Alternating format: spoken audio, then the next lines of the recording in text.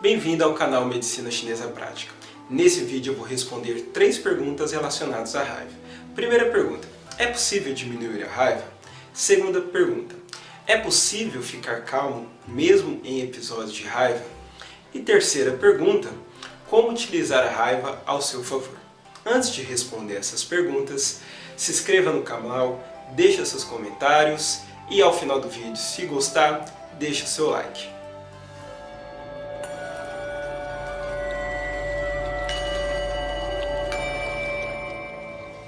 Antes de responder essas perguntas, nós temos que ter em mente 2 aspectos. Primeiro, a raiva que eu vou falar aqui hoje não é a raiva que você sente a outra pessoa, um rancor, um remorso que você tem de outra pessoa. E sim a raiva daquilo que você não consegue fazer, que você é impedido de fazer, que você não consegue colocar em ação. Segundo aspecto é que na medicina chinesa, a raiva não é um sentimento ruim. Pelo contrário, é um sentimento bom. O que é ruim então da raiva dentro da visão da medicina chinesa? É quando a raiva se torna fúria, que é aquela raiva muito expressada, desrespeitosa, em que o seu coração acelera, os seus olhos enchem de sangue. E a frustração, que é aquela raiva que você não consegue expressar, aquela raiva reprimida. Então na medicina chinesa a raiva está ligada à madeira, que está ligado ao fígado, que está relacionado aos olhos e que está relacionado ao crescimento e desenvolvimento. Relacionado à madeira porque é algo rígido, algo que cresce, vamos lembrar de uma árvore, e algo rígido. Relacionado ao fígado porque quando você tem episódios de fúria ou frustração, você vai desequilibrar o seu fígado e isso pode trazer sérias consequências ao seu corpo. Mas uma raiva saudável fará bem ao seu fígado, porque a raiva gera ação. Relacionado aos olhos, porque os olhos enxergam possibilidades, enxergam caminhos, e é onde a gente se inspira. E também relacionado aos olhos, porque quando nós estamos com raiva, nós enchemos nossos olhos de sangue, então a raiva é expressa pelos olhos.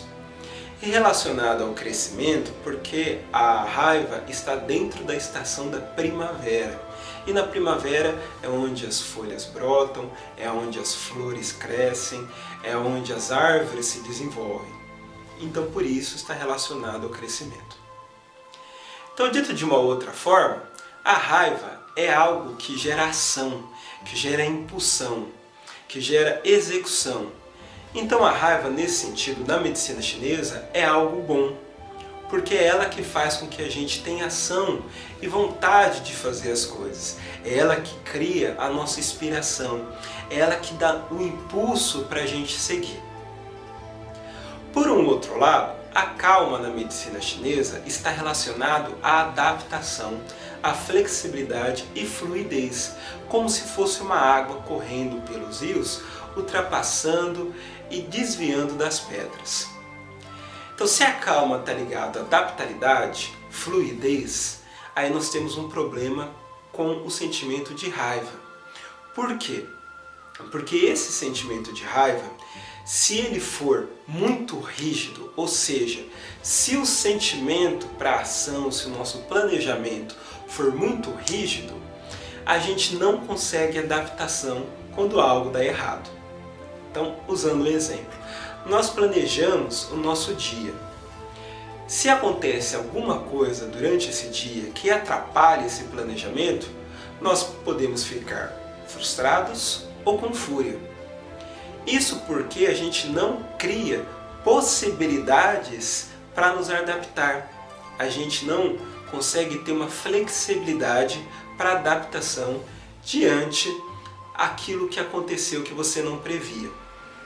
Então, para você manter a calma em momentos de raiva, sempre quando você for planejar alguma coisa, uma viagem, estudar, quando você for planejar algo para trabalho, sempre pense em alternativas caso aquilo não dê errado. É difícil fazer isso, por isso é um treino. Exercite esse treino de sempre criar mais de uma opção para aquilo que você planejou. Porque aí você vai conseguir usar a raiva a seu favor, Você vai conseguir ficar calmo, porque se acontecer algum imprevisto, você vai ter outras opções para executar. E você, portanto, vai diminuir a raiva, porque você vai evitar ficar frustrado e com fúria. Na semana que vem, eu vou fazer um outro vídeo com dicas da medicina chinesa para você conseguir se manter calmo. Dicas alimentares, dicas de exercícios, de respiração, dicas de massagem, apertos de ponto, que nós chamamos de douyin, que são pontos de acupuntura que ao invés de você colocar a agulha, você aperta com o dedo. No final do vídeo vai ter as referências que eu utilizei. Então, até lá!